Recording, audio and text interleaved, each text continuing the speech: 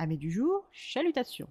Pour les petits nouveaux, moi c'est Sekhmet et je vous souhaite la bienvenue dans mon podcast littéraire. Dans mon émission, je vais tenter 3 fois par semaine de vous donner envie de découvrir des livres de tout poil, récents et moins récents. Alors, si ça vous tente, c'est par ici la suite.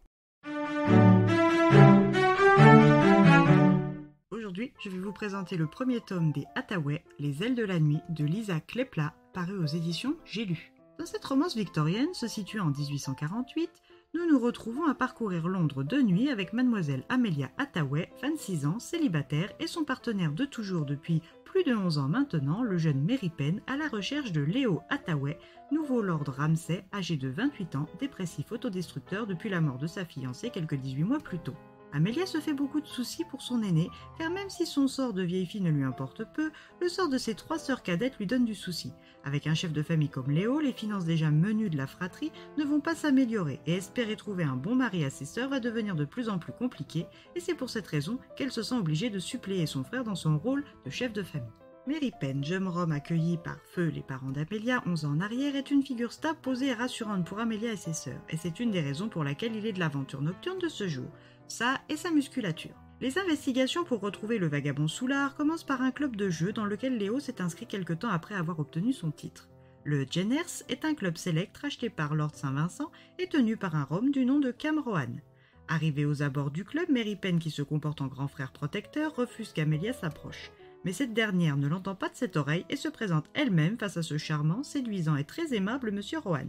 Malgré la gêne qu'elle ressent face à son interlocuteur, Amelia ne se démonte pas et lui demande de l'aider dans ses recherches pour retrouver son frère, Lord Ramsay. Mais Monsieur Rohan tient à respecter l'intimité de ses clients et refuse jusqu'à ce que Mary Penn lui parle en romani ancien. Les deux Hathaway, car Amelia considère Mary Penn comme un frère, entrent dans le Jenners. Mue par une excitation indescriptible pour l'incongruité de la situation et le caractère exceptionnel de celle-ci, Amelia entreprend de visiter discrètement l'établissement en attendant le retour du charmant gérant. À son retour, Cam Rohan leur apprend que Lord Ramsay est parti après avoir encore perdu une grosse somme pour une maison close. Ni une ni deux, Amelia plie bagage et retourne à son véhicule talonné par les deux hommes. Une fois sur place, c'est Cam qui part voir où est Léo et apprend qu'après avoir conclu son affaire, il était reparti pour une autre maison close dans un autre quartier malfamé de Londres. C'est donc toujours accompagné de Monsieur Rohan que Mary Penn et Amelia arrivent sur le lieu d'une rixe. Mary Penn n'hésite pas et fonce dans le tas. Il ramène par la peau du dos un Léo rond comme une queue de pelle. Amelia est soulagée de le retrouver vivant et décide de faire déménager sa fratrie loin de Londres et de ses tentations dans leur propriété fraîchement héritée dans les Hampshire. C'est donc sur cette décision qu'elle remercie le très attirant Monsieur Rohan. Ce dernier, en panne d'inspiration romantique depuis quelque temps, se rend compte que cette demoiselle atypique lui redonne des appétits qu'il pensait perdus. Et sur un coup de tête, et avec la certitude de ne jamais la revoir, l'embrasse passionnément. Le lendemain, la maison familiale londonienne des Hathaway, Primrose Place, est mise en vente et toute la fratrie, plus Mary Penn, embarque vers Ramsay House. À leur arrivée, l'ampleur des rénovations est colossale et la tâche ardue.